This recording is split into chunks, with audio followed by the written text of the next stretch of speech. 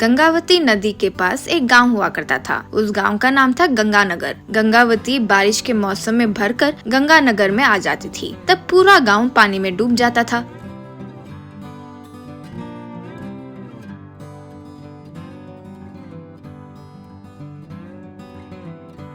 पानी में जाने के बाद लोग वापस बाहर आते थे। इस गांव में सिकंदर नाम का एक युवक रहता था। वो एक चावल के गोदाम में मजदूरी करता था।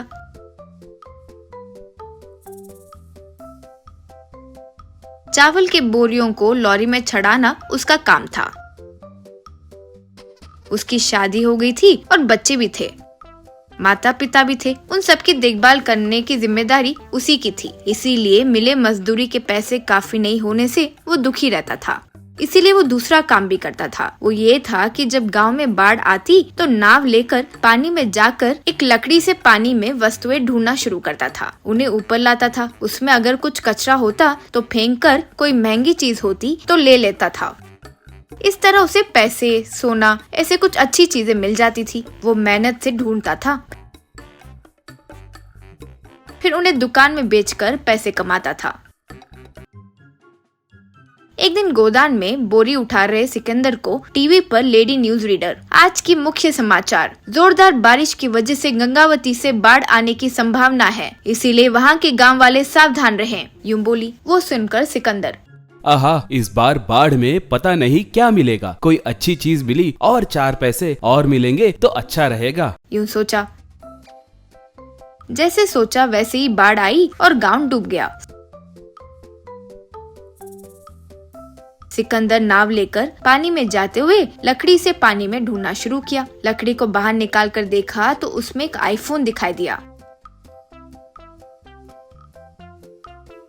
तब वो, आहा, आईफोन मिल गया। इसकी कीमत तो अच्छी होगी। मेरी किस्मत अच्छी है, यूं सोचा। फिर वो घर आकर, इस फोन को ठीक कराने के पैसे तो मेरे पास नहीं है। फोन पानी में गिरे तब उसे चावल में रखने से वो पानी निकल जाता है और वो ठीक हो जाता है, ऐसे कहीं पड़ा था, यूं सोचा। और उस आईफोन को चावल की बोरी में डालकर उसके ऊपर चावल डाल दिया। बारिश कम हुई और गांव मामूली स्थिति में आ गई। वो चावल के बोरी से फोन निकालकर उसे ऑन किया। वो ऑन हुआ, देखा तो उसमें बहुत सारे मिस्ड कॉल्स थे। इतने में फोन फिर से बजा। वो घबराते हुए फोन उठाया आगे से।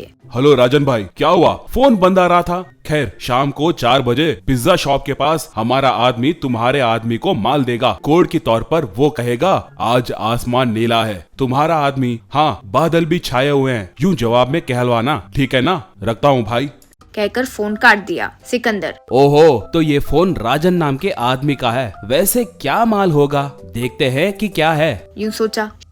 शाम को 4 बजे सिकंदर पिज्जा शॉप के पास खड़ा था। इतने में वहाँ कार आकर रुकी। उसमें से एक आदमी सूटकेस लेकर उतरा और सिकंदर के पास आया। तब वो, आकाश नीला है, यूं कहा। सिकंदर, हाँ बादल भी छाए हुए हैं, यूं कहा। वो सूटकेस देकर चले गया। सिकंदर घर आकर सूटकेस खोलकर देखा तो उसमें हीरे थे। बाप रे, हीरे, इसके क्या दाम होंगे? यानी ये बड़े स्मगलर से लगता है। वो राजन भाई बड़ा डॉन है लगता है। उसके हाथ आ गया तो मुझे जीने नहीं देगा, यूं सोच रहा था कि फोन बजा।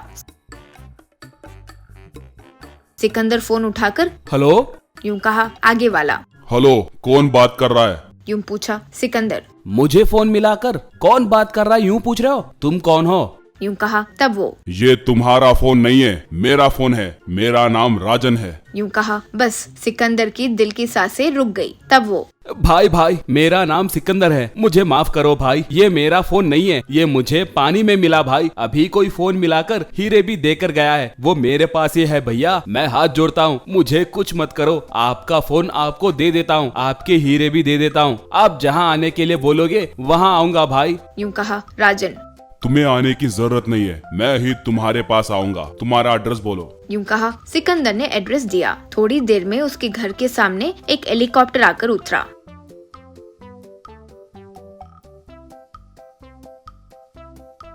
उसमें से राजन और उसके आदमी नीचे उतरे। सिकंदर राजन को फोन सूटकेस देकर, भाई मुझे कुछ मत करो भाई, मुझे कुछ हो गया तो मेरा परिवार रास्ते पे आ जाएगा। कहते हुए पैर पकड़ा।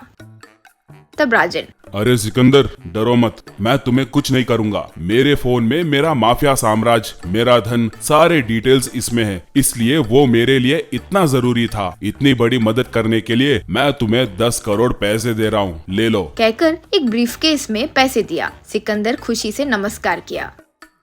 उन पैसों से सिकंदर बड़ा घर कार खरीदकर आराम से जीने लगा।